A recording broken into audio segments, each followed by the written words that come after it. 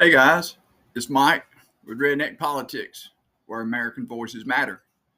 Uh, look, I don't. I want to tell you why I chose Redneck Politics. I didn't mean it to direct it at anybody. I mean, because if anybody is a true redneck, is me. I'm definitely a redneck. What is a redneck? A redneck nowadays just simply means it's a backwoods country boy. That's what it is. Just a redneck. That's we've known that all of our lives. I mean, that's basically what you are. Um, especially down towards this side of the Mason-Dixon line. And I'm not saying this is for everybody. I'm not saying everybody's a redneck. I was using it in a term that a lot of people that know what I'm saying can understand. Because when you talk about true Trump supporters, those are who you're talking about. You're talking about true red blooded, die hard, born and bred Americans who get up and go to work every day, who want to have a life, who want to have a family, who want to get married and have children and grandchildren. They want to be able to have the same opportunities that everybody else has. They pay the same taxes, they pay the same things, their share that they have to into the government. So we can help it can help the government to function the way it should, so we are guaranteed our democracy. It's nothing wrong with being called a redneck. If you don't want to be called a redneck, that's fine. I don't care. But that's what your true blooded Americans do. They pay their taxes, they go to work, they pay into what they have to, they take care of their family, they raise their family, and the generation goes from there on and on. And a lot of people have to understand that we're talking generations of Americans. That means that every one of us has been an immigrant, or we're the blood of immigrants. So those was our forefathers that came over here and wanted the same opportunity that everybody else. Now, I'm not saying that all of our immigrant, you know, descent, blood, whatever, you know what I'm talking about, or bad people at all, or did anything wrong. They come over here and did everything legally. But there are those that do that, and we deal with it here at the south of the border. But there's one way to stop that: close the border, which you did.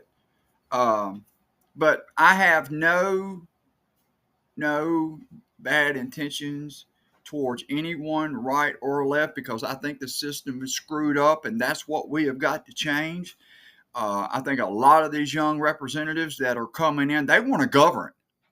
They want to govern. They want to. They're proud Americans who are educated, who wants to be put out there in that world and make their mark. They want to have a greater America tomorrow too. And I really think that a lot of it has to do with the old stale folks that we've had in there for too goddamn many years. The ones that who are laid back, complacent, relaxed, they have their money coming in from their contributors. I think that's what's, number one, I think we need shorter terms for folks like that. You know, there's no reason for them to if that's what you want to do is enrich your life is to go into governing, because that's what we elect you in to government, because we trust you as our representative. We put you there. And a lot of this knee bending going on is because of nothing but old politics. And there's a bunch of that old politics there right now. You have these young folks starting to come up and make their mark, and y'all need to listen to them, because they're not in there for the money and the greed and the power. They're in there to govern. We need to think about, I mean, who in the hell, why do we need a lifetime in the Supreme Court?